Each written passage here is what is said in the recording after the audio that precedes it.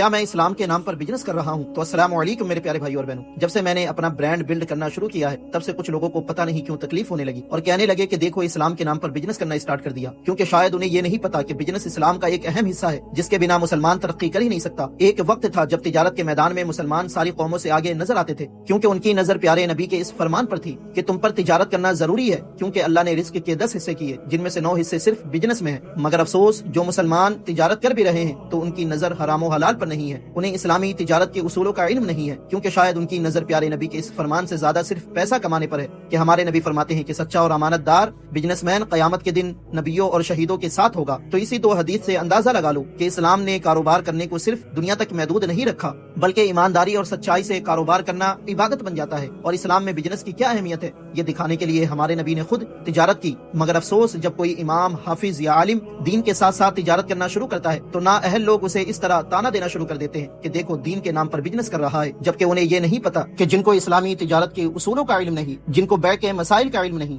اس کے لیے تو تجارت کرنا ہی صحیح نہیں ہے۔ اس لیے حضرت عمر بازار سے ایسے تاجروں کو کوڑے مار کر نکال دیتے تھے جن کو بیع یعنی خرید و فروخت کے مسائل پتہ نہیں ہوتے تھے۔ تو تجارت کو کوئی دھندا مت سمجھو، بلکہ یہ بھی عبادت کا ایک حصہ ہے اگر اسلام کے مطابق کیا جائے۔ تو آج اسے یہ مت کہو کہ اسلام کے نام پر بزنس کر رہا ہے، بلکہ یہ دیکھو کہ اسلام کے مطابق کاروبار کر رہا ہے یا نہیں۔ اگر نہیں کر رہا تو ٹوکو، اور جس کو میرے بارے میں جو سوچنا ہے سوچو، مگر مجھے پتا ہے کہ میں آگے بڑھوں گا تو میری قوم بھی آگے بڑھے گی، اور ساتھ ہی ساتھ مدرسے میں پڑھنے والا ہر ایک بچہ مجھ سے انسپائر ہوگا، انہیں مجھ سے موٹیویشن ملے گی۔ جب یہ مدرسے میں پڑھ کر یہ سب کر سکتا ہے تو میں بھی کر سکتا ہوں، اور الحمدللہ بہت سے لوگوں کو مجھ سے موٹیویشن ملی ہے، جن سے ملنے کے بعد میرے اندر ایک الگ سا جذبہ پیدا ہو جاتا ہے۔ اور میرا بزنس کر کے صرف پیسہ کمانا مقصد نہیں ہے۔ کیا مقصد ہے؟ اگر اللہ نے مجھے اپنے مقصد میں کامیاب کر دیا تو 10-20 سال بعد خود دیکھ لینا۔